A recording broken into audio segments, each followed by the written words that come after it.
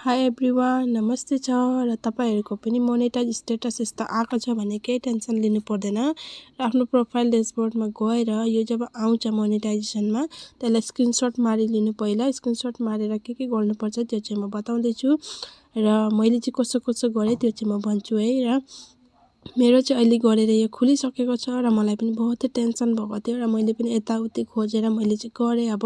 र मैले चाहिँ कसरी गरे म त्यो बताउँदै छु।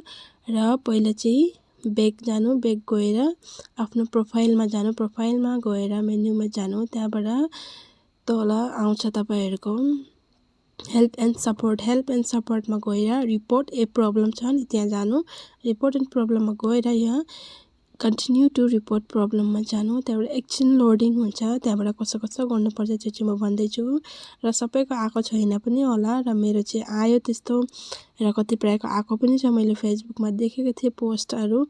त्यहाँबाट यो आएपछि चाहिँ तपाईँ एकछिन लोडिङ भएपछि अनि यसमा इन्क्लुडमा जानु। इन्क्लुडमा गएर फेरि आउँछ पेजेस, यहाँ तल स्लाइड गर्नु, पेजेस भनेर आउँछ। यहाँ चाहिँ तपाईहरुले आफ्नो प्रब्लमलाई डिस्क्राइब गर्नुपर्छ र मैले चाहिँ लेखेको थिएँ यसमा राम्ररी इङ्ग्लिसले एउटा लेखिदिनु। अब dear Facebook team please support me भनेर मैले चाहिँ लेखेको थिएँ। त्यहाँबाट चाहिँ मैले फेरि लेखेको थिएँ आई एम फलोइङ अल यो के भन्छ अरे फेसबुक गाइडलाइन्स भने मैले चाहिँ सबै गाइडलाइन्सहरु फलो गरेर मैले चाहिँ केही यसमा भुल गरेको छुइनँ हैन।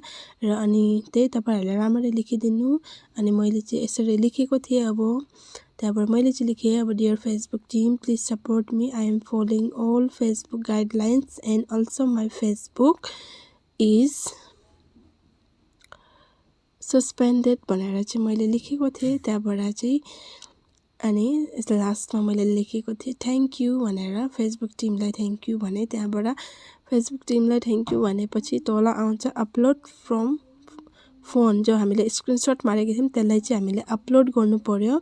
र मैले चाहिँ यसरी नै गरेको थिएँ। त्यहाँबाट यहाँ मैले चाहिँ जुन चाहिँ स्क्रिनशट मारेर राखेको थिएँ त्यसलाई स्क्रिनशट उयो निकालेपछि त्यहाँबाट माथि तपाईँ देख्न सक्नुहुन्छ एरो एउटा, त्यो एरोमा गएर तपाईले क्लिक गरिदिनु र हाम्रो रिपोर्ट उयो हुन्छ, सक्सेस हुन्छ। त्यहाँबाट यहाँ तल हेर्नु, मैले 3-4 घण्टापछि बादमा मेरो यस्तो आयो हेर्नु, Sanu Damai can start earning again, check your dashboard from all the, यसरी आयो र मेरो चाहिँ भयो।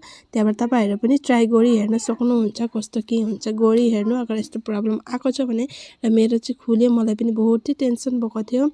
र भिडियोलाई शेयर गरिदिनु ताकि सबैले जानु।